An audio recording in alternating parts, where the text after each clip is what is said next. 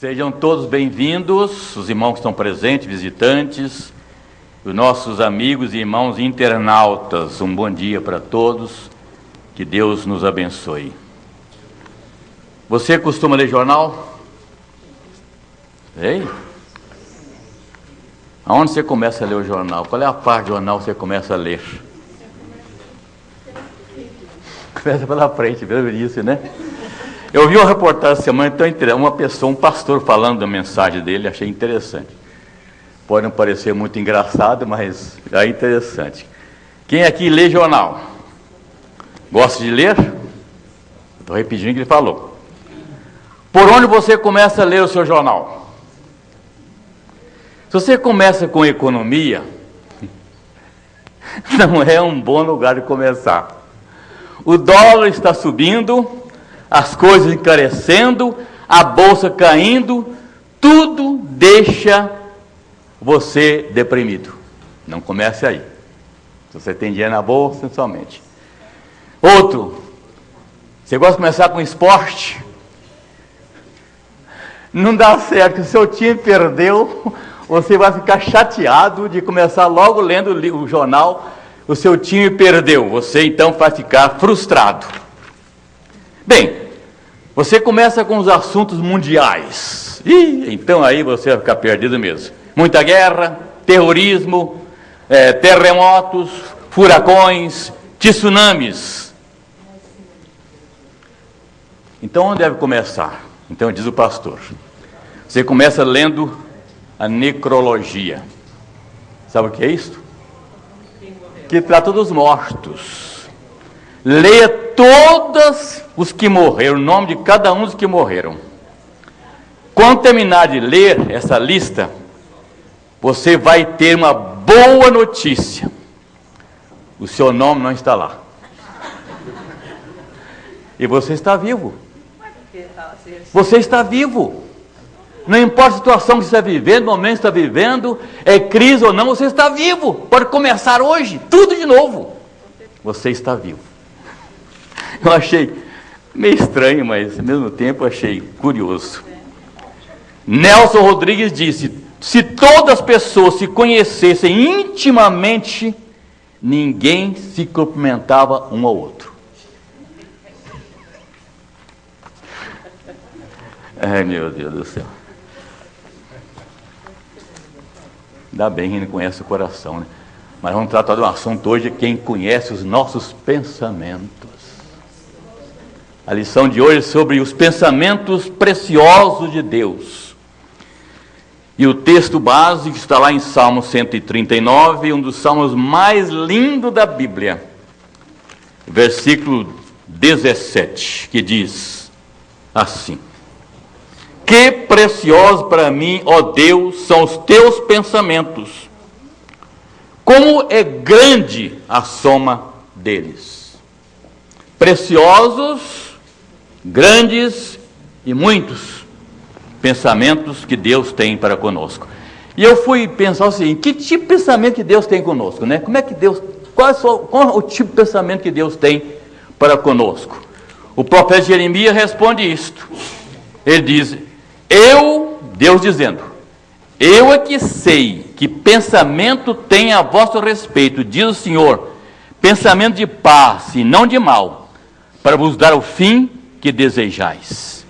Olha, é assim que Deus pensa de nós. Os pensamentos preciosos de Deus. Eu sei, eu é que sei, você não sabe nada, nem eu.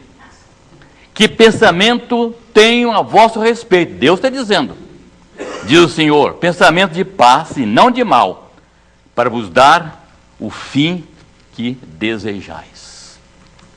Embora o comentarista, o autor da revista, o pastor Jun, que era o pastor auxiliar da igreja de Pinheiro, até poucos dias, não é mais agora, ele foi mandado para a congregação, porque ele fez umas coisas lá, francamente.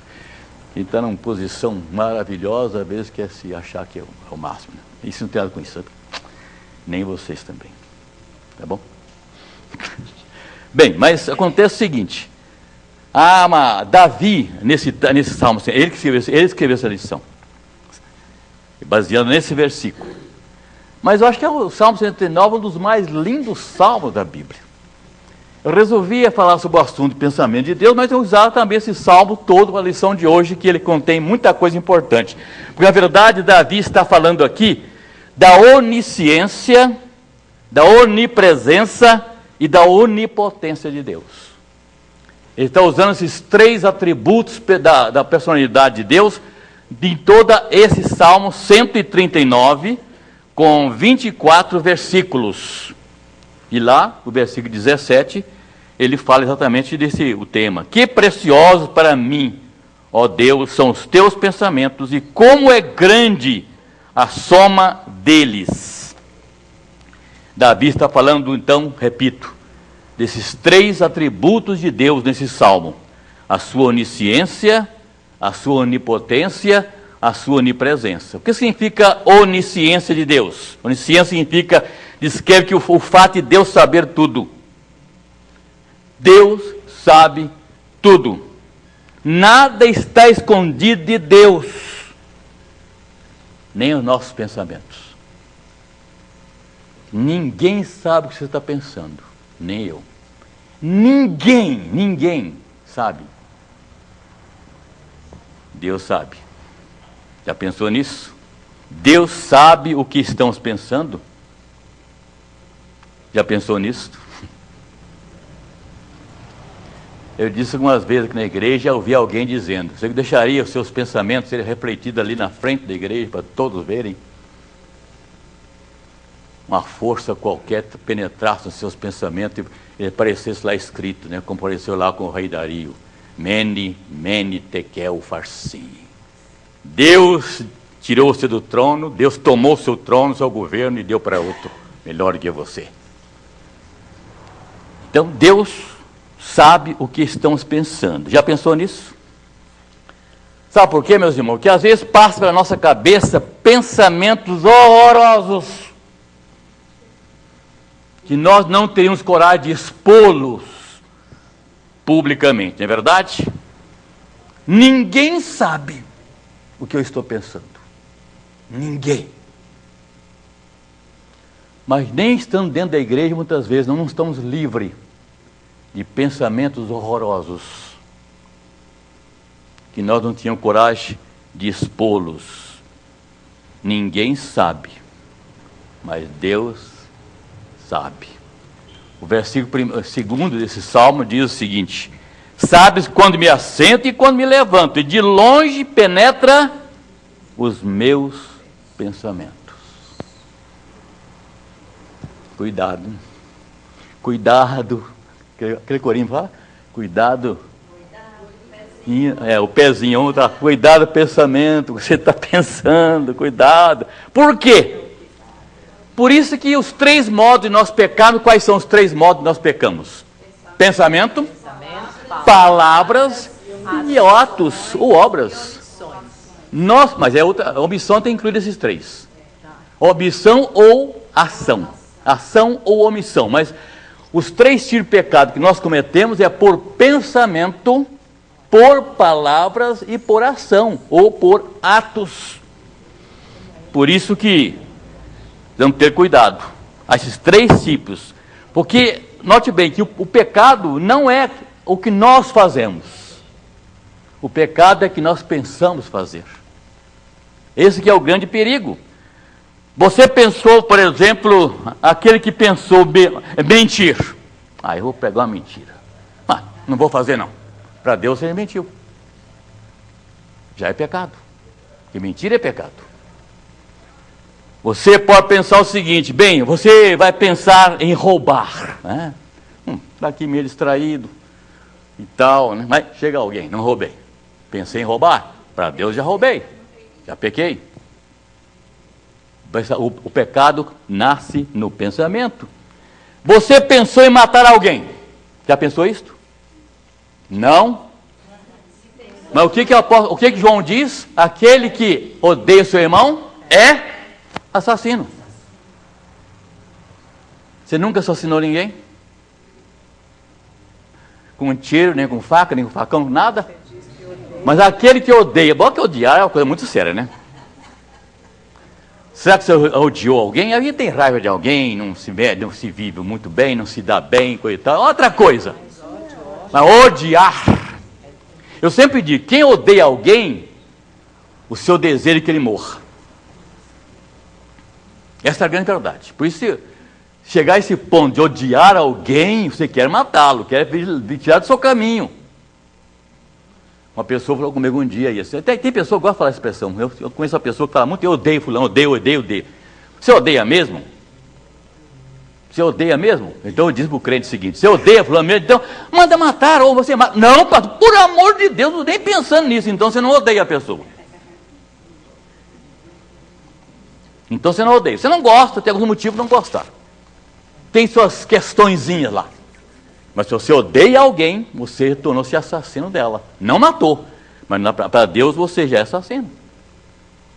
Jesus diz, aquele que olhar para uma mulher com desejo de cobiçar em seu coração, já cometeu adultério com ela. Caramba, que coisa terrível, não, homem-aiada. Só que esse texto é incompleto, meu rito é incompleto, porque a mulher que olha também para um homem em intenção de cobiçar, cometeu o pecado.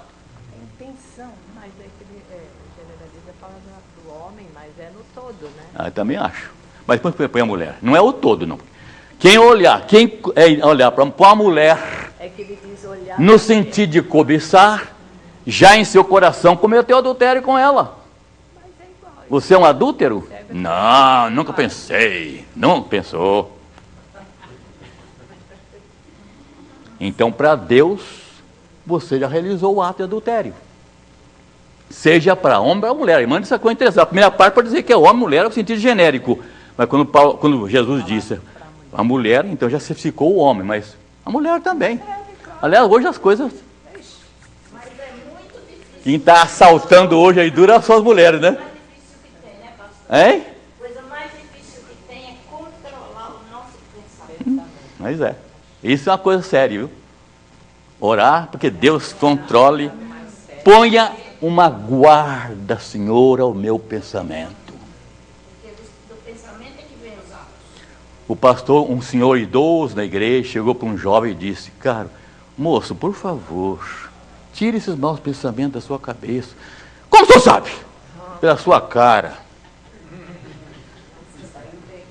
Pela sua cara. Às vezes dentro da igreja mesmo. Eu vejo aqui mesmo. Tem um grupinho agora de adolescentes que sentam juntos, desse lado daqui, enquanto os meninos estão daquele lado ali. Perceberam isso? Domingo à noite, um fazia assim para a mocinha, assim. Quer dizer, não sei se é para sair daqui ou para sentar perto dele. Um topetudinho. E agora é no celular. Isso aí é terrível. Aliás, ao mesmo tempo, tinha um elemento aqui sentado aqui, bem aqui, numa cadeira, não vou dizer quem é. Ele não assistiu uma palavra do pastor. E eu estava sentado aí. Ele ficou o tempo todo com o celular na mão. Mandando recado para a gente lá atrás. Sei lá se é isto.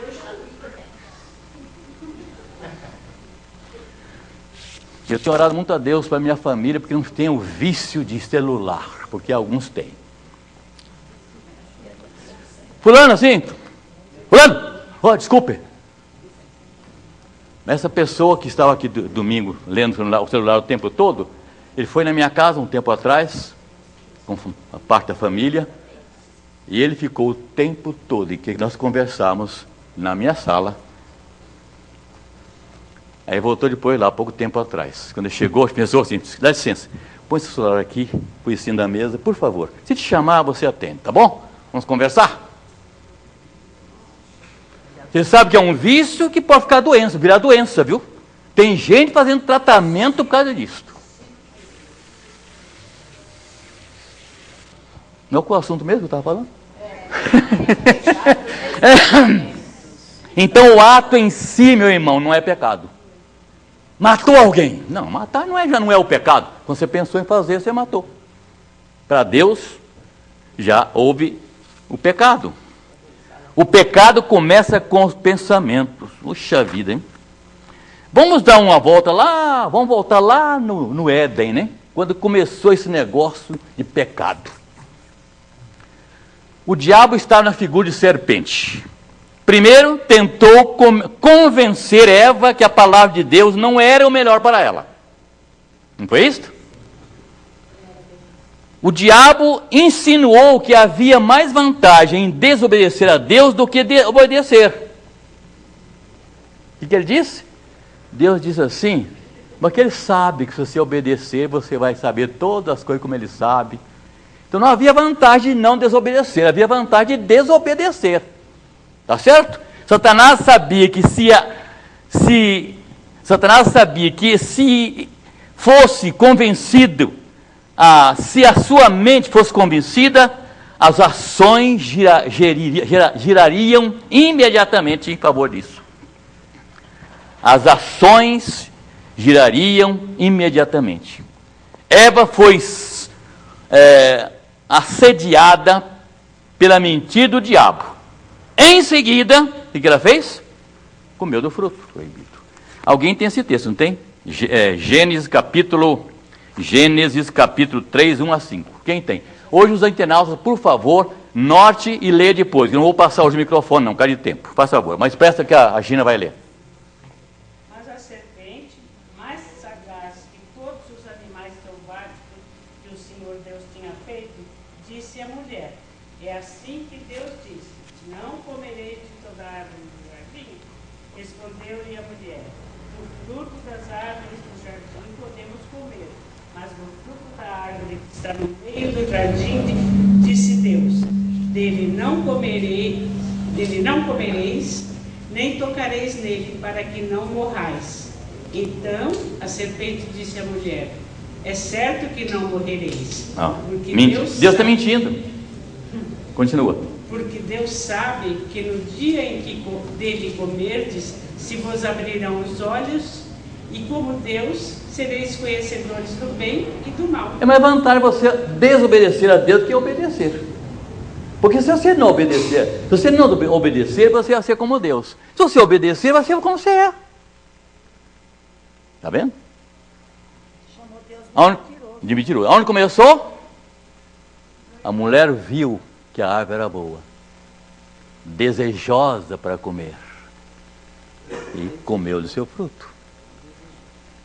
Começou onde?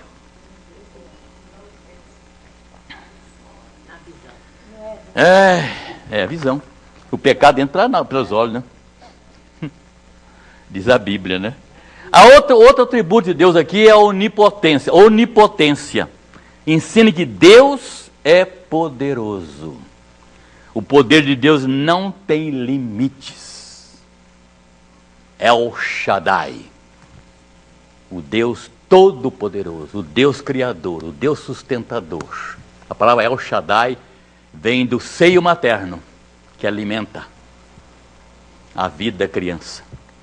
Deus é o Deus todo-poderoso, El Shaddai. Tudo Deus pode. Deus é todo-poderoso. Existem muitos poderes no mundo. O maior poder que há no mundo é do diabo. Ele é poderoso. Mas Deus é todo-poderoso. Não se compara. Os nossos inimigos, às vezes, são sagazes e poderosos. São capazes de afetar a gente. Os nossos inimigos são sagazes e poderosos. Mas Deus é todo-poderoso. A doença vem, muitas vezes estraga o nosso organismo, atrofia membros do nosso corpo. É poderosa a doença. Há doenças poderosas, terríveis, desafiantes, terríveis. Mas Deus é todo-poderoso. Não há doença que não cure, se Ele quiser curar. Tem que lembrar sempre, é muito importante isso. Então, meus irmãos, significa o quê? O que isso gera para você? Significa que Deus, se Deus estiver com você, se Deus estiver conosco, estamos seguros. Estamos do lado vitorioso. Que não existe nenhum poder contra nós que possa competir com o poder de Deus. Então, se você tem certeza que está com Deus, está no caminho de Deus, na vontade de Deus na sua vida, você está fazendo aquilo que Deus quer que você faça, você está do lado do vitorioso. E que Paulo diz em Romanos 8:31? Se Deus, quem será contra nós? É bom, olha, a gente devia viver essa experiência da vida todo dia, porque os dias são maus, são difíceis, vemos tudo do lado, problema na família, problema fora de casa, problema na igreja, problema no mundo, problema no nosso Brasil. Mas se Deus é por nós, ninguém será contra nós. Nós estamos do lado vitorioso. Se você está com Deus, se não tiver, está do lado dos perdedores. Essa é a vitória, infelizmente. Há 3 coisas da minha relação com Deus. Há 3 coisas que eu aprendi isso num sermão que eu ouvi. E é claro, já sabia disso, mas alguém sintetizou isso em 3 pontos. Primeiro, Deus é poderoso, todo-poderoso. Deus criou todas as coisas. Deus tem o domínio sobre o microcosmo com o macrocosmo. Deus tem o domínio sobre os homens que Ele criou, bons ou maus. Deus tem o controle sobre ações dos justos e dos ímpios. Não há nada que nós façamos que não venha de Deus, pela sua permissão ou por sua ordem. É aquele versículo que cita a dona Cida citou no ano passado. Em Deus nós vivemos, nos movemos e existimos. Acabou, gente, acabou. Eu não tenho ação nenhuma minha. Deus é todo, primeira coisa, Deus é todo poderoso. Segundo, Deus nos ama. Já pensou você ter alguém que te ama, que tem todo o poder nas suas mãos? O Deus que nós amamos, que nós cremos nele, é o Deus que nos ama. E é um Deus que pode todas as coisas, qualquer coisa, tudo. E Ele está à sua disposição. Segunda coisa, né? Primeiro, Deus é poderoso. Segundo, Deus nos ama. Terceiro, Deus tem um compromisso conosco. Quais? Você lê a Bíblia tem centenas de promessas de Deus para conosco. Ele não vai nos responder, vai estar conosco todos os dias, até consumar todo o século. Não vai deixar de perecer. A Bíblia está cheia de promessas. Você vive por essas promessas. Você vive por essas promessas. Como é que a gente viveria se não cresce as promessas de Deus? É um desastre. 3 coisas, repito. Deus é todo poderoso. Segundo, Ele nos ama. Um amor sem igual. Que o João, ao escrever, não encontrou palavra, diz de tal maneira. Não encontrou como comparar esse amor de Deus. Esse Deus todo-poderoso que nos ama, tem um compromisso com você. Quer mais? Não precisa mais nada, não é verdade? Fala a verdade, não precisa mais nada.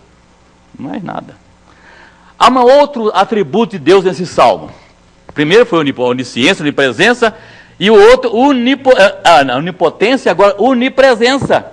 A Bíblia ensina que Deus está em toda parte. Versículo 7 em diante. Para onde me ausentarei da tua face? Para onde fugirei da tua face? Ou para onde me ausentarei do teu espírito? Para onde fugirei da tua face? Se eu subo ao céu, lá estás. Se eu faço a minha cama no mais profundo abismo, lá estás também. Se eu tomo as asas da alvorada e detém nos confins dos mares, ainda lá me haverá de guiar a tua mão e a tua destra me susterá. Se eu digo, as trevas com efeito me encobrirão, a luz à roda de mim se fará noite. Até as próprias trevas não te serão escuras. Trevas e luz são para ti a mesma coisa. Eu não posso esconder de Deus. Eu não posso fugir. Deus conhece todas as coisas. Deus tem muitos tesouros para nos dar.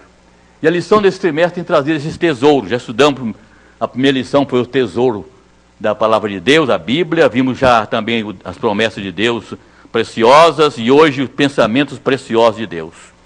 Literalmente a palavra precioso significa raro ou difícil acesso. Só por Deus podemos tê-los em nossas mãos. Difícil encontrá-los. Os pensamentos de Deus são raros. e são importantíssimos para nós. Então o rei Davi estava estava encantado diante da onisciência, da onipotência e da onipresença de Deus. Veja como ele disse no início do Salmo: Senhor, tu me sondas, tu me conheces, sabe quando me assento, quando me levanto, de longe penetra os meus pensamentos. Aí que entra o problema. Esquadrinha o meu andar e o meu deitar, e conhece todos os meus caminhos. Ainda a palavra não me chegou à língua, e tu, Senhor, já conheces tudo. Então o rei Davi estava entusiasmado diante dessa verdade. Então esse salmo todo o Salmo 139, é um dos salmos de ler, não de ler de vez em quando, ou todo dia ler esse salmo. É uma oração do rei Davi, na qual ele louva a Deus, ele louva pelo caráter de Deus, ele louva e adora a Deus por sua sabedoria, por sua onisciência, por sua onipresença, por sua onipotência, toda a sua grandeza como Criador do mundo. E Davi descobriu uma coisa interessante. Ele descobriu que Deus conhecia tudo de sua vida. E ele ficou extasiado diante disso. Eu não posso fugir. Ele sabe como me assento, me levanto. Ele sabe tudo de mim. Ele está me espionando 24 horas por dia. Ele sabe tudo de mim. Ele ficou admirado. E em seguida, o que ele faz? Ele fala do cuidado que Deus tinha para com ele. Veja o versículo 5 e o versículo 5 e o versículo 6. Ele diz o seguinte: tu me cercas por trás e por diante. Cuidado de Deus. O Senhor me cerca por trás e por diante, e sobre mim pões a tua mão. Tal conhecimento é maravilhoso demais para mim. É sobre modo elevado, não o posso atingir. Deus conhece tudo de mim. E Deus me dá a sua proteção. Ele fala do cuidado especial de Deus. Agora, meus irmãos, o fato de Deus conhecer tudo, né? Conhecer tudo de nós, tão perfeitamente, eu diria que tem dois lados aí, um bom e um ruim. Dependendo da pessoa. Deus conhece tudo perfeitamente. Então, para o crente, para quem está preparado, viver a vida cristã preparada, um cristão que dá testemunho, que vive a vida cristã verdadeira, é um consolo. Deus me vê, Deus me conhece. E o salmista diz: preparado está o meu coração a Deus. Preparado está o meu coração. Se você é um crente, vive uma vida cristã verdadeira, preparado está o seu coração, você fica feliz, saber que Deus te conhece profundamente. Porque mesmo quando alguém te denuncia, quando alguém fala qualquer coisa contra você, você não tem, porque conhece a verdade. Eu sou aquilo que eu sou, não o que dizem de mim. Porque quem de nós não sofreu alguma vez um agravo nesse sentido? Alguma mentira a respeito de nossas vidas? Deus sabe. Deus sabe que não é verdade. Agora, se alguma coisa que eu ouvi é verdade, tem um outro sentido. O fato de Deus nos ver perfeitamente, isso para o ímpio e para quem não estiver andando como bom Deus quer, é sempre um sentimento de culpa e de medo. É sempre um sentimento de culpa ou de medo. Porque Deus sabe o seu coração como está. Se você é um cristão verdadeiro, graças a Deus. Pode examinar meu coração, Senhor. Ele sonda meu coração, Senhor. Sondar é buscar coisas escondidas. Agora, se você vive uma vida meio atrapalhado, ou se você não crê em Deus, ou se você é um cristão que vive uma vida também à vontade, não se preocupa com a vida, sua santidade de vida, você vai ficar preocupado. Você vai ter um sentimento de culpa. Você vai ter um sentimento de medo diante do fato de Deus estar vendo o que está fazendo. Não há como esconder de Deus. Deus tudo vê. Deus tudo pode. Deus tudo sabe. Vamos voltar lá, nossos primeiros pais, Adão e Eva, lá no livro de Gênesis. Adão e Eva, qual foi a pergunta que Deus fez a Adão logo após o pecado? Adão, onde está? Isso, onde estás? Será que Deus não sabia mesmo? Claro que Deus sabia. Claro, sei lá, não estava lá? Ó, onde estás? Deus sabia muito mais do que o que Adão imaginava. Onde ele estava, na verdade? Estava escondido. Ah, entre as ao jardim e escondido. Esconder de Deus, coitadinho. E da árvore depois correu esconder. Olha, nossos meus pais já tentaram esconder de Deus. Eles não conheciam o Salmo 139, né? Então, olhe bem, o que aconteceu? Adão e Eva. A pergunta foi, onde estás? Deus sabia ou não? Claro, a irmã respondeu claramente, sabia. Ele é onisciente e onipresente. Ele estava geograficamente escondido lá das árvores do jardim, tentando esconder de Deus. E espiritualmente, vivendo um estado deplorável de pecado. Desobedeceu a Deus. Quanto à geografia e quanto ao seu estado espiritual. Deus sabia de ambos, né? Ele encontrava em pecado, desobediência. Tive medo e escondi. Mas ninguém se esconde de Deus. E aí? O que acontece? Aliás, aqui foi a primeira vez que o homem falou. Se você ler a Bíblia, não vai encontrar nenhum lugar que o homem falou antes. Fala que Deus vinha todos os dias, conversava com o homem na viração do dia, das árvores do jardim. Não é verdade? Mas não encontrou uma vez que o homem falou. Deus falava com ele, mas você não encontrou a voz do homem em um lugar. A única vez que o homem falou, qual foi a primeira frase que o homem disse no mundo? Tive medo. Tive medo. Quem tem aí Gênesis 3:10? Eu dei para alguém? Gênesis 3:10. Ah, então.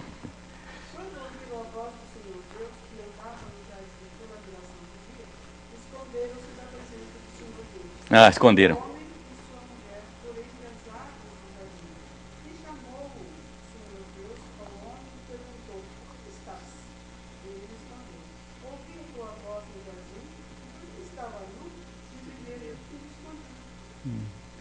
A primeira coisa que o homem disse que a Bíblia registra é: tive medo.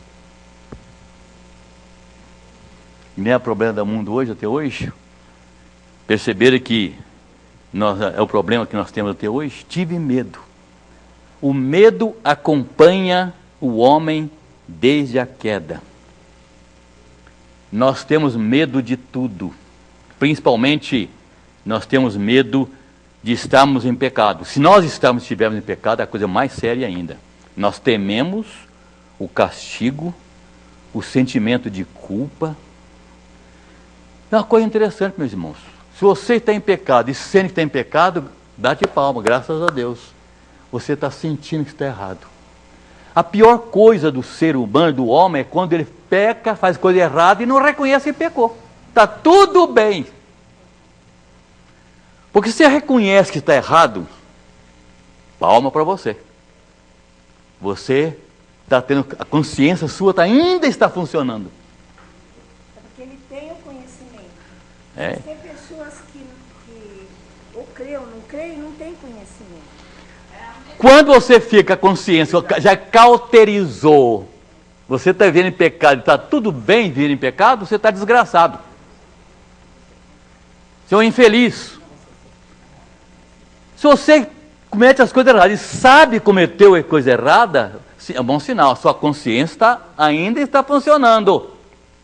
Que é a voz de Deus dentro de você. Você está errado. Você pode melhorar, você pode modificar, você pode pedir perdão. Que na verdade o cristão, o que acontece? Nós pecamos sim, Senhor, mas não temos pecado. Mas o que é isso? É loucura? É heresia? Não. O que a Bíblia diz? Se confessar os vossos pecados, Ele é fiel para perdoar os seus pecados. E o cristão verdadeiro, ele peca sim, senhor. Mas o que acontece quando você comete qualquer coisa e você sabe que é pecado? O que você faz na hora? Pede perdão. Primeiro tem que reconhecer que errou, né? Porque se pedir perdão também sem reconhecer é uma falsidade perante Deus tremenda. Mas o Salmo 139, Davi reconheceu os preciosos pensamentos de Deus a respeito dele mesmo e depois ele confessou. É claro. Reconheceu o pecado. Pequei contra ti. Somente contra ti pequei. Fiz o que é mal. Purifica-me, Senhor. Então, quando o cristão está em pecado, crente em pecado, que não reconhece estar em pecado, a sua consciência cauterizou. Isso é o estado perigoso da vida do cristão. Eu pequei contra Deus. Graças a Deus, reconheceu isto. Eu me lembro que falei um dia, aqui o São Maurício Roberto, não sei que lembra dele. Ele morava aqui na igreja. E ele ficou bravo comigo. O Maurício está bravo com o senhor, o senhor pregou um sermão para ele. Eu falei, foi para ele? Poxa vida, os outros, para ninguém mais. Eu fui visitar, cheguei lá, Dona Damares recebeu, ele estava lá, onde estava. Cadê o seu Maurício, está aí? Ele está aí. Está furioso com o senhor. Eu falei, e daí? Vamos brigar hoje, eu vou pegar um carro de pau aqui, eu meter o porrete um no outro aqui. Né? Falei, seu Maurício, o que aconteceu? Está bravo comigo, por quê? O senhor pregou um sermão para mim. Falei, meu irmão, dê graças a Deus, Deus está falando com o senhor ainda. Porque eu disse, eu ouvi um sermão, não foi com você, você está perdido. São Maurício, dê graças a Deus, porque Deus está falando com o senhor. Se o sermão falou para o senhor, não foi só para o senhor, não pensei no senhor quando fiz o sermão, mas se falou com o senhor, dê graças a Deus, porque Deus está falando com o senhor está sentindo. Porque eu disse, se eu ouvi um sermão duro, isso é para mim, aí que está desgraçado na minha vida. O homem está na igreja, eu disse, olha, se a minha esposa viu isso aqui, ela precisa ouvir esse irmão. A mulher fala, meu marido está aqui hoje, ou meu irmão, nunca é para você. Mas quando você acha que é para você, meu irmão, dê graças a Deus. É a oportunidade de você modificar, mudar. Mas é pecado a gente pensar assim. Por exemplo, é pecado a gente pensar assim, quando é um sermão evangelista. Sim. E a gente sabe que tem alguém que a gente gostaria que estivesse presente, a gente tem É bom. Eu gosto. Quando eu vou pregar o sermão, eu choro. Eu estou agora chorando. Eu já era assim, né? Vocês não viam no púlpito, o coral cantando e eu lá atrás do púlpito chorando. Eu não podia nem falar. Me emocionava. Porque a religião tem emoção. A religião não pode ser só emoção, como alguns aí fazem barulho, só emoção. Mas a religião tem que ter emoção. Se você como crente não tem emoção nenhuma, está na casa de Deus, cantar os hinos, está alguma coisa errada com você. A religião não pode ser só emoção, mas tem que ter emoção. Sentir a mensagem. Às vezes eu ouço mensagem por televisão. Um dia eu ouvi um sermão do Render Hernandes pela televisão, nisso eu chorava com os dois bulbos, né? A mensagem dele. Faz tão bem a gente ouvir aquilo. Tão bem ao coração da gente. Bem, tive medo. E o homem sofreu isto. Procuramos nos esconder sempre de Deus.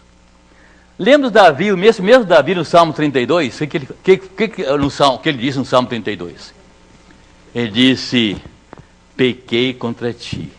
Ele disse, enquanto eu calei. Eu acho que não dei esse texto para alguém não, né? Nem não, né?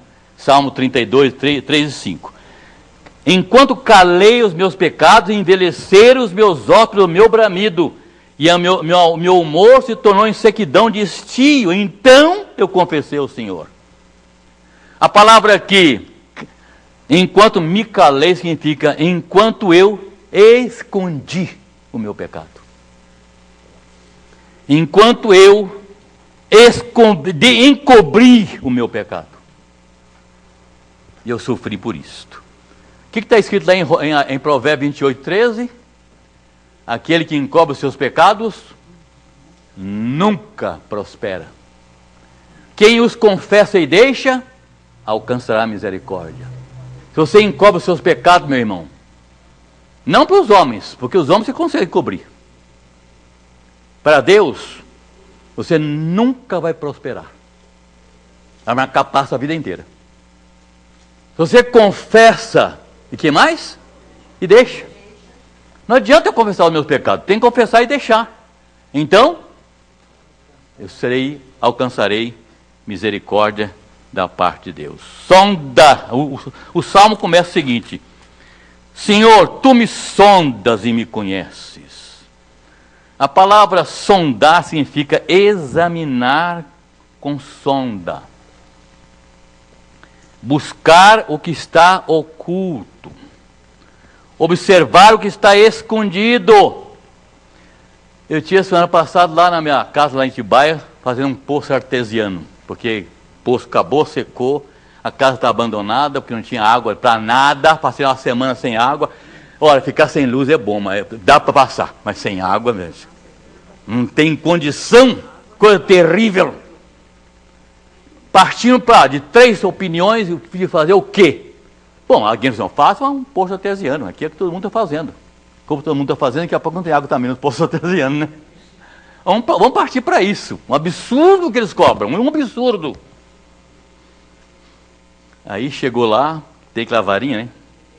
Já viu aquilo? É um terreno todo, onde tem água. Onde pode encontrar água? Está certinho, daqui a pouco a varinha vai... aqui tem água. E sabe que a altura que a água estava? 44 metros do fundo. Mas mostrou que tinha água. Foi outro lugar. No meu terreno tinha 4 lugares que dava água. É mais alto. Lá, ele pega aqui, eu quero aqui. É aqui que eu quero. Tem os outros dão, mas aqui que eu quero. Que era pertinho do poço, para encanamento de boi, é tudo mais fácil, diminuía o preço e tudo isso aqui. Mas eu estava lá, preparando esse sermão, lá, né, sozinho. Passei 3 noites dormindo sozinho lá. De lá tem que ir para o psiquiatra, viu, gente? Porque depois de ficar em casa só 3 noites sozinho, tem que ir para o psiquiatra, viu? Eu tenho que acabar o fim de ano e ir para o psiquiatra. É terrível ficar sozinho no lugar que eu quero, né? Lá é um lugar maravilhoso, é um céu. Mas de noite, gente, sozinho, você não escuta um cachorro latindo. Você escuta o silêncio. Não, isso está lá. E minha esposa ficou sozinha também aqui, coitada. Então, é o seguinte, eu não podia ir porque não tinha água. O homem fica sem água, a mulher não fica sem água não, viu? É um negócio mais sério. Então eu fiquei pensando, gente, aquele homem botou aquelas máquinas ali, começou a furar. A máquina funcionando. Sonda. Eles chamam de sonda. Furando. Primeiro dia furaram 12 metros. Segundo dia, usar foram para 30 metros. Só Abel, agora não dá mais, deu pedra aí embaixo. Tem 44 metros, mas tem muita água. Vai dar um mínimo 1.400 metros por hora. É o que ele me garantiu. E, sei lá. Então, eu lembrei disso, porque eu estava exatamente lendo esse texto, lendo essa para a Bíblia. Eu falei, sonda, meu Deus, o que Deus faz conosco. Ele sonda o nosso coração, ele penetra o seu pensamento, ele penetra o seu coração, ele esquadrinha os seus rins, ele sabe tudo de você. Sonda, meu Deus, e conhece o meu coração. Sabe quando me assento, me levanta, aí vocês conhecem o texto, né? Sondar, observar o que está escondido. E lá no finalzinho do versículo, como ele terminou o salmo? Ele diz o seguinte: sonda-me, ó Deus, e conhece o meu coração. Prova-me e conhece os meus pensamentos. Vê se há em mim alguma coisa errada. Conduz-me no caminho eterno. Todo crente ia começar o dia fazendo essa oração para Deus. Senhor, olha para mim. Tem alguma coisa errada dentro de mim? Me corrige, Senhor. Mostra-me o que está errado. Porque o problema mais sério do pecado é o pecado oculto. Por isso, Paulo Salmista diz: expurga-me tu dos meus pecados ocultos. Pecado você não sabe. Isso é muito importante. É muito importante. Nossos pensamentos. Deus sabe até o mais íntimo do nosso ser. O pensamento. Quem é mais que conhece o nosso pensamento além de Deus? Eu mesmo.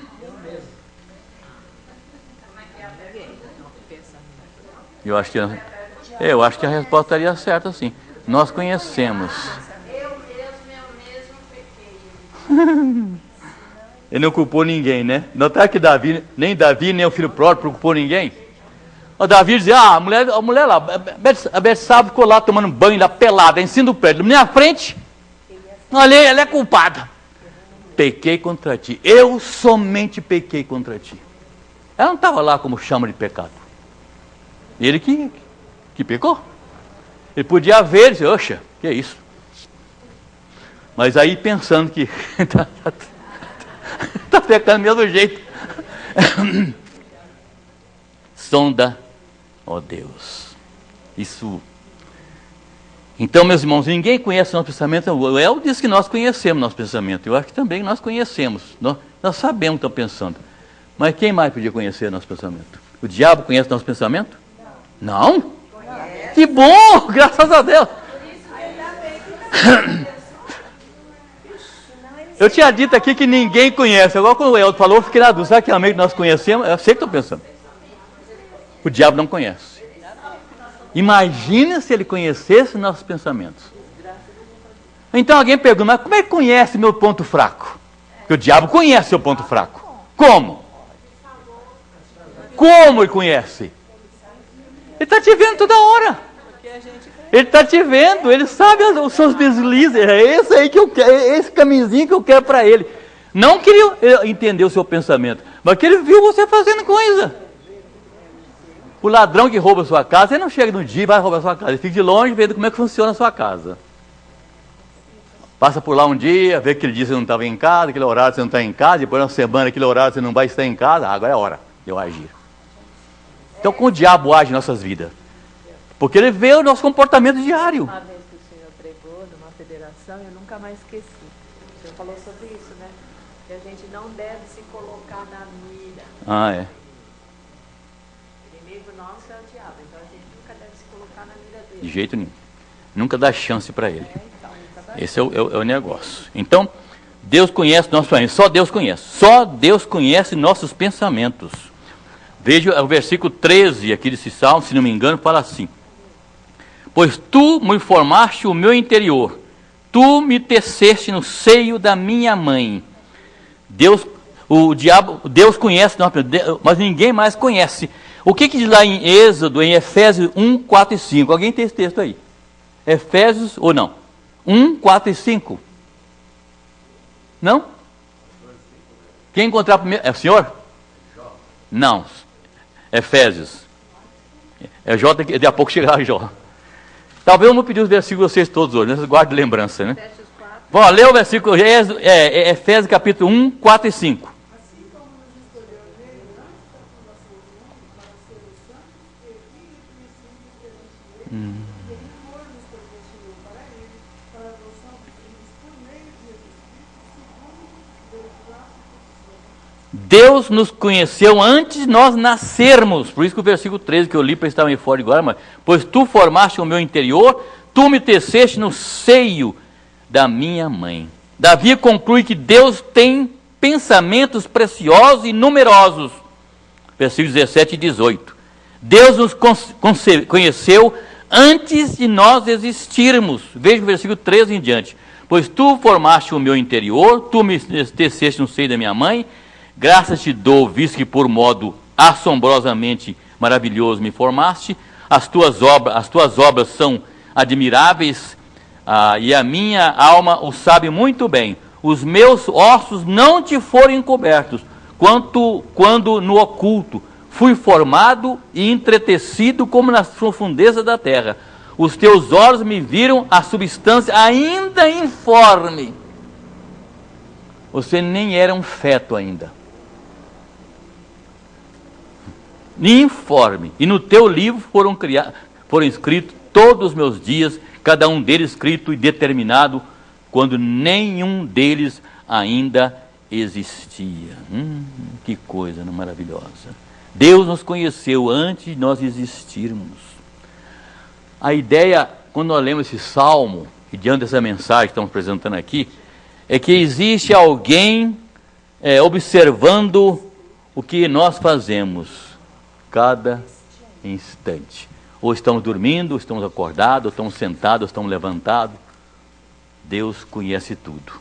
A ideia de se querer esconder de Deus é impossível.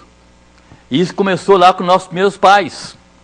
Agora que você já leu de 8 a 10 Gênesis aí, né? Então não precisa ler mais não. A mesma presença que trazia para o homem lá no Jardim do Éden. A Bíblia diz que Deus todos os dias vinha conversar com o homem. Mas o homem não pareceu a voz dele, a não ser lá quando tive medo. Todos os dias. Essa presença fazia bem para o homem. Todos os dias. Todos os dias. Eu imagino como o homem sentia bem Deus presente falando com ele. Mas, e agora? Tudo era muito bonito, né? A mesma presença agora, quando o homem pecou, a mesma presença que trazia bem para ele, gozo e alegria para o homem, agora lhe causa medo. Por quê?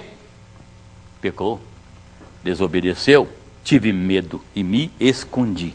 Agora tem uma série de versículos que vocês vão encontrar para vocês lerem. Eu vou citar, vocês vão ler. Primeiro Provérbios 15, 3. Quem tem?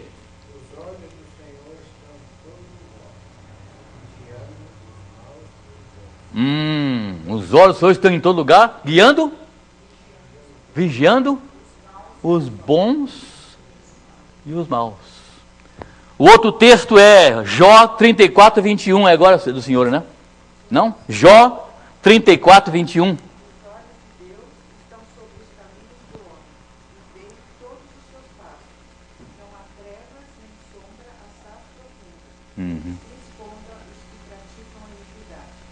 Deus vê tudo. Salmo 33, 13 e 14. O Senhor olha dos céus, vê todos os filhos dos homens do lugar de sua morada. Observa todos os moradores da terra.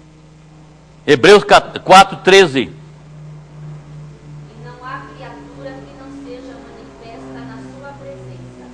Pelo contrário, todas as coisas estão descobertas e patentes aos olhos daquele a quem temos que prestar. Muito bem. 1 Pedro 3, 12.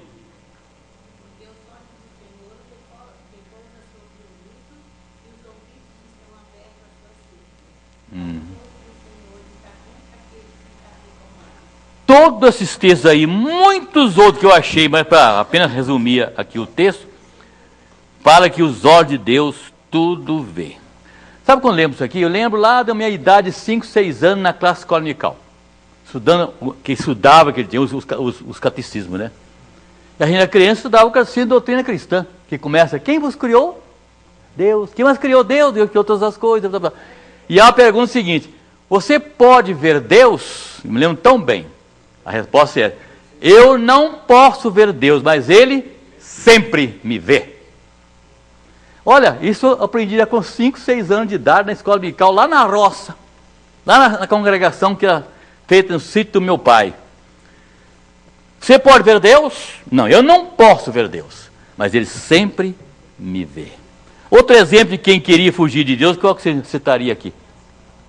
Além de Jonas, lá no capítulo 3, 1, versículo 3, o que diz lá? Alguém está com o texto? Não. Não, né? Jonas 1, 3, diz assim, quando Deus falou com Jó se dispôs, que bom, Deus chamou Jó para ir a Nínive, e o versículo começa o seguinte, e Jó se dispôs, Jonas. Tem que ter alguém acordado aqui, né? Porque eu já estou dormindo, né? Você corrigiu, acabou, já está bom. Jonas, Deus disse, vá, ele disse, e Jonas se dispôs a fugir. Jonas se dispôs a fugir da presença. Ele conseguiu fugir. Alguém está com o texto aberto em Jó 1? Sim. Primeiro, só lê o versículo 4. Ele conseguiu fugir?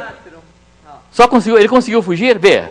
Mas o Senhor lançou sobre o mar um forte vento, fez-se no mar uma grande tempestade, e o navio estava a ponto de se despedaçar. Olha, o exemplo de Jó, um exemplo muito importante que eu chamo de, ele viu que não é possível andar na contramão de Deus.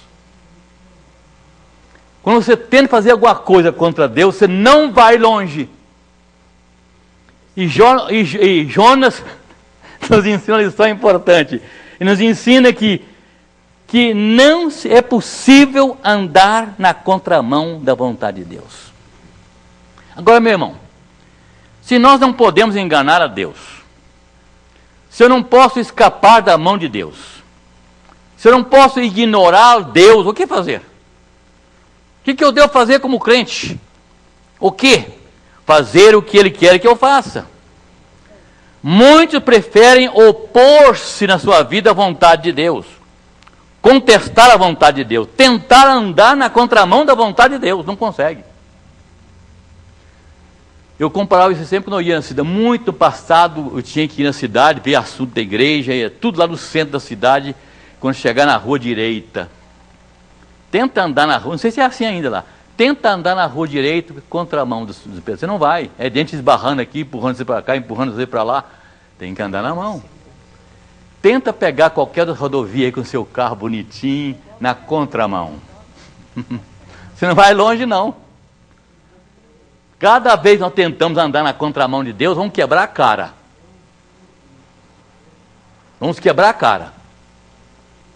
Porque não pode se andar na contramão da vontade de Deus. Deus sempre sonda e prova os seus filhos.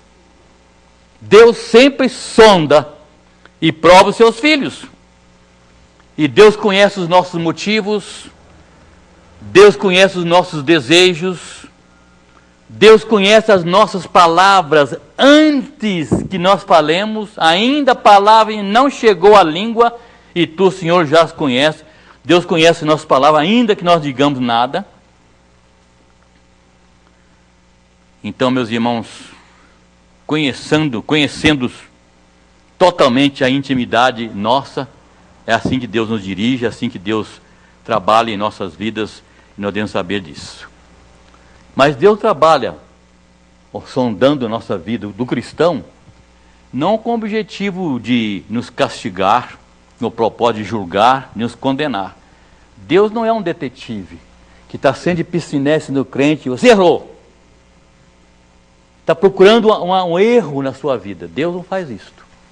Ele te sonda e te conhece porque Ele quer te guiar no caminho certo. A minha esposa faz uma oração e na oração dela sempre usa a seguinte expressão: Senhor, nós conhecemos o presente, o Senhor conhece o futuro. Nós vemos a aparência, o Senhor vê o coração. É uma grande verdade. Por isso que Deus sonda-nos todo dia como cristãos, para nos ajudar, nos encorajar, nos proteger, nos ajudar em nossas vidas. Porque nós vemos o presente só, Deus vê o futuro. É uma escolha de um filho, de uma neta, um emprego que alguém quer pegar, um relacionamento com uma pessoa. É certa aquela pessoa com quem relacionar? Você vê a cara da pessoa, você vê o seu exterior, o coração só Deus vê. É para isso que Deus está nos ajudando, nos sondando nosso coração, nossa vida, para andarmos segundo a vontade dEle. Versículo 5 diz o seguinte: Tu me cercas por trás e por diante, sobre mim pões a tua mão, proteção total. Versículo 10 confirma isso também. Note bem: ainda lá me enviará de guiar a tua mão, e a tua destra me susterá. Para o crente verdadeiro, esse tipo de intimidade com Deus é um privilégio e um consolo. Porque, na verdade, quando nós temos intimidade com Deus, significa que Ele está vivendo, nós estamos vivendo em conformidade com a vontade de Deus, como Deus quer que nós façamos. Então, é verdade que todos os nossos atos, toda a nossa ação, na posição da vida, é um ato de culto a Deus. Então, esse salmo destaca outra coisa muito importante aqui: é a preciosidade da vida humana para Deus, desde o ventre materno. Veja que Davi reconhece que a obra de Deus em seu favor começou desde a sua formação lá no ventre materno.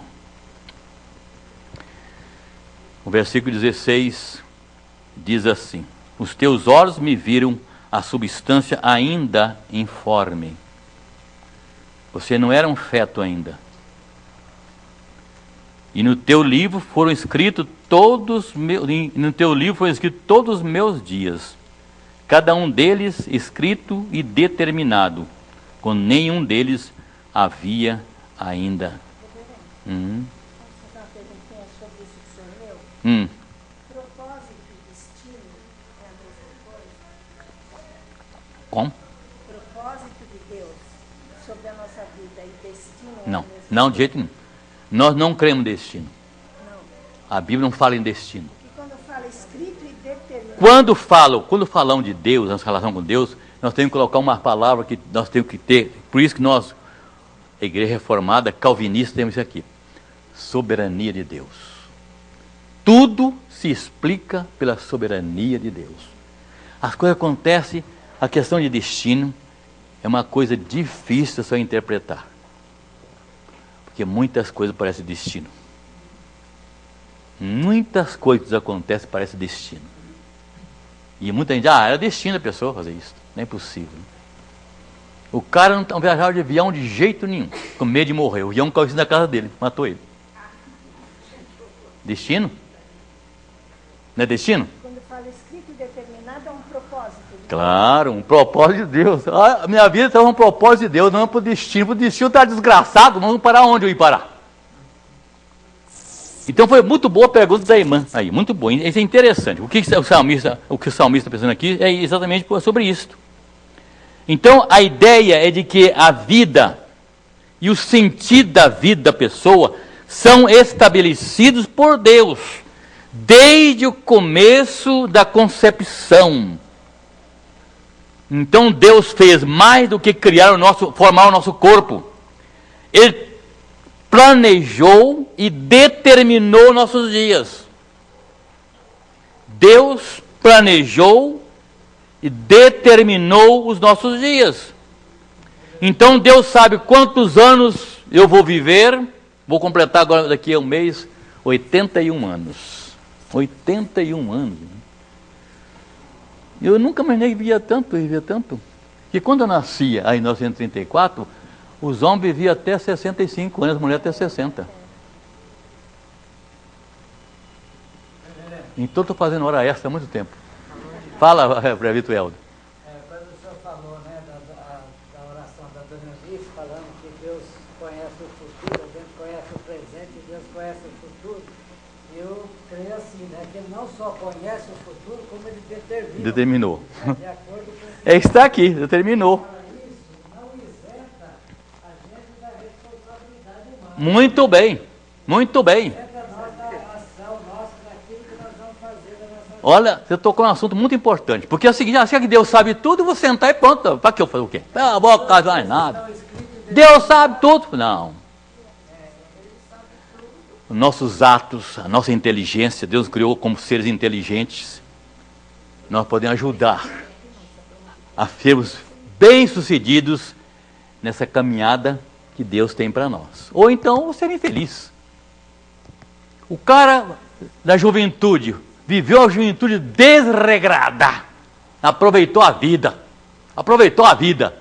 Vai acontecer. Ele não vai morrer antes, não. Ele podia ter uma velhice tranquila, feliz, não se envolveu com nada errado no passado, não se contaminou o seu corpo. Ele vai chegar à idade dele, ele tem que morrer. Se o plano de Deus é morrer aos 80 anos, ele vai chegar lá, né, inteiro, não como eu, inteiro. Ou então vai chegar lá todo arrebentado, tudo danado, ou num banco ou numa cadeira de roda, ou no hospital. Fala, meu irmão. Voltando àquele momento que o senhor falou da razão, né? Se eu estiver errado, o senhor me corrige. Mas eu sempre penso assim, que você servir a Deus tem que ter três coisas fundamentais: emoção, razão e fé. Muito bem, muito bem. É verdade, é verdade. Eu sou um ser inteligente, gente. Eu não posso viver como um animal bruto. Então, note bem, eu vou repetir isso aqui. Deus fez mais do que criar e formar o nosso corpo. Também planejou e determinou nossos dias antes desses dias existirem. Que na verdade nós contamos o dia a partir do nosso nascimento. Mas 9 meses antes do nosso nascimento, ou aqueles que foram prematuros, como minha esposa nasceu com 7 meses 7 meses, né? Outros aí acontece isso, né? Naquele tempo não tinha nada, hoje tem todos os recursos. Nasce aí com 5, 6 meses, já põe lá na fornalhazinha, coisa e tal. Naquele tempo não havia nada disso. Não havia nada disso. A minha esposa foi criada o seguinte, lá na roça, para sobreviver, não ficou lá na estufa. Eu veio para casa. E a mãe enrolava um cobertor, botava em cima da chapa de fogão. Para esquentar, para ficar quentinha. Verdade, gente. Hoje põe na estufa lá, fica lá. Aliás, tem uma criancinha aqui da igreja, que é uma senhora aqui da Jardim Elian, que ia ver a primeira vez a criancinha aqui, eu achei a criancinha parece que estava tão pequenininha, tão... Agora domingo eu vi, ela estava bonitinha, já diferente, né? Aquele dia eu fiquei impressionado com a menina. Vocês lembram que é a menina da Jardim Elian? Eu acho que era, não sei o nome, dona. Eu fiquei impressionado, mas a minha já deu sinal, algum sinal? Eu estou acabando aqui, viu? Estou terminando, graças a Deus. Vai dar para terminar. Então, note bem, meus irmãos. Vejam que Davi reconhece que a obra de Deus em sua vida começou desde a sua formação no ventre da mãe. A ideia de que a vida e o sentido da vida, estou repetindo isso aqui, da pessoa são estabelecidos por Deus desde o começo, na concepção, ou antes da concepção. Concepção. Deus fez mais do que criar e formar o nosso corpo. Planejou, determinou nossos dias.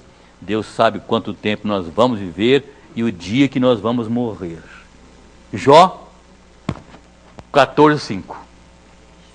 Presta atenção. Jó 14:5. Visto que os seus dias estão contados, contigo está o número dos seus meses. Tu, ao homem, puseste limites, além dos quais não passará. Ninguém morre fora do tempo. E nem morre antes também, não. Não, eu encontrei a expressão, só falou não, a impressão que você não encontrou. Eu também encontrei alguma coisa na Bíblia nesse sentido. A Bíblia diz o seguinte: não sejas demasiadamente ímpio porque morrerias fora do tempo. É uma pergunta, ele faz. Não é uma afirmação. Então dá a impressão que se você viver qualquer manhã. Mas Salomão não afirmou, ele disse, por que, eu disse o versículo depois, esqueci agora o versículo. Não seja demasiadamente ímpios, por que morrerias fora do tempo? Único lugar na Bíblia. Mas lembra a lição que eu falei sobre a Bíblia aqui um dia desse, que não se julga a Bíblia por particular. A Bíblia é estudada o geral com o particular com o geral. Enquanto o versículo na Bíblia não tem referência a ele em outra parte da Bíblia, você não pode basear doutrina nele. Não se forma doutrina em texto isolado da Bíblia. Não pode. Eu até citei o caso lá do Salmo 14. Deus não existe. Está na Bíblia ou não está? Está. O que é isso? É o texto. E o contexto? Assim diz o insensato. Agora você baseia a expressão não há Deus, está lá, afirmado. Mas quem afirmou isso? O insensato. Tem sentido? Não tem. Então, o que eu entendo é que a pessoa tem a hora certa de morrer. E ficou doente, ficou mal, doente, mas viveu até aquele momento. Foi para o médico, teve o melhor tratamento, juntas médicas, remédio lá do exterior. No dia que Deus... o versículo o irmão acabou de ler. Pam. Está morto. 14:5, né, meu irmão? Mas quando eu falei assim, não, eu queria saber, isso é para o justo e para o Pois é. Porque os pensamentos de Deus são preciosos exclusivamente para os justos. Mas eu acho que aqui está falando do contexto geral, né? Até as próprias servas serão incorretas e tal. Se eu digo as servas encobrirão, então aqui a expressão está no sentido geral. A ideia de que a vida só tem sentido nas mãos de Deus. Deus fez, mas criou, formou e planejou e determinou. Deus sabe o dia que eu vou viver, quantos dias eu vou viver, o dia que eu vou morrer. O que está lá em Hebreus 9, versículo 27? Nós não dei para ninguém. Ao homem está ordenado a morrer. Uma só vez. Não é uma escolha nossa, não. Eu quero morrer. Eu quero morrer. Vai morrer, então. Onde Deus quiser, meu cara. Já viu a gente falar isso? Eu quero morrer. Já pensei nisso também alguma vez na minha vida, para trás, viu? Hoje eu não quero morrer não, quero chegar aos 100 anos. Andando, né? Então, viu, pastor?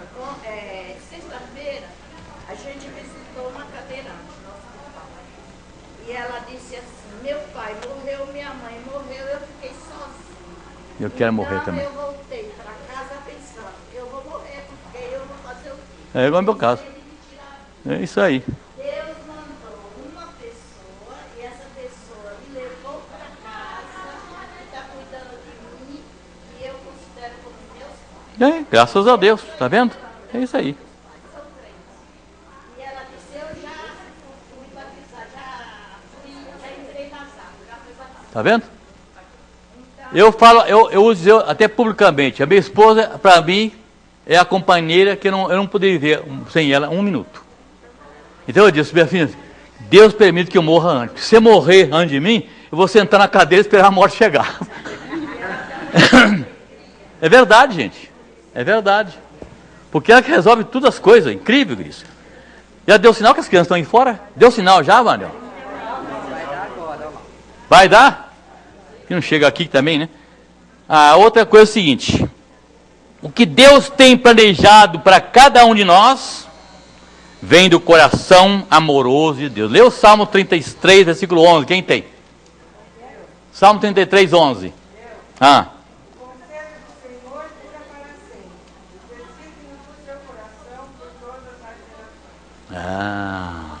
Então, meus irmãos, o que Deus tem planejado para cada um de nós vem do coração amoroso de Deus. A nossa responsabilidade é entregar tudo na mão do Senhor, o nosso ser, e diariamente nós meditarmos seus pensamentos, que são para o nosso bem. Eu sei que pensamento tem a respeito de vós, pensamentos de bem, e se encontram na palavra de Deus. Os pensamentos preciosos de Deus são joias raras, exclusivas da graça divina sobre a criatura que somos nós. Criaturas, infelizmente, incapazes, muitas vezes, de reconhecer tal preciosidade. Pensamentos de bem e não de mal. A nossa vida, resumindo a lição, nossa vida está nas mãos de Deus. Só Ele sabe o que é bom para nós. Só Ele sabe. Daí o encerramento do Salmo. Sonda-me, ó Deus, e conhece o meu coração. Prova-me e conhece os meus pensamentos. Vê se há em mim ao caminho mau. Sabe o que tem? Guia-me pelo caminho eterno. Davi encerra esse Salmo 139, magnífico Salmo 139, com uma oração, pedindo que Deus sonde o seu coração. Tire do coração aquilo que está escondido. Conheça o seu coração. Conheça as suas ansiedades. Conheça as suas preocupações. E que o perdoasse. E o conduzisse no caminho certo. Você tem certeza que você está no caminho certo? Você tem certeza que está no caminho certo? Dentro da vontade de Deus? A sua vida está dentro da vontade de Deus?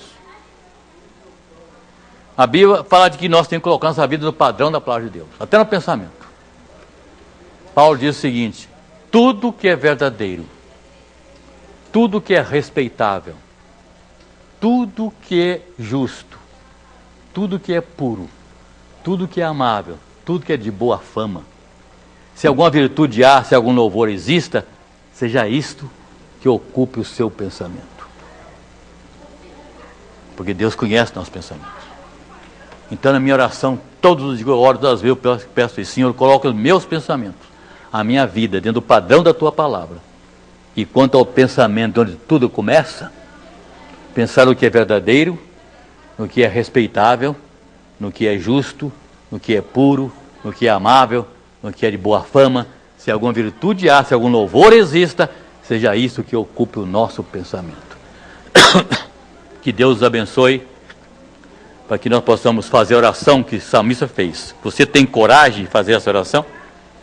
Sonda-me, ó Deus, conhece o meu coração, prova-me e conhece os meus pensamentos, vê se há em mim algum caminho mau, guia-me pelo caminho eterno. Se você não fez essa oração um dia, faça o mais breve possível, para que Deus possa tirar aquela água cristalina lá do meu poço artesiano.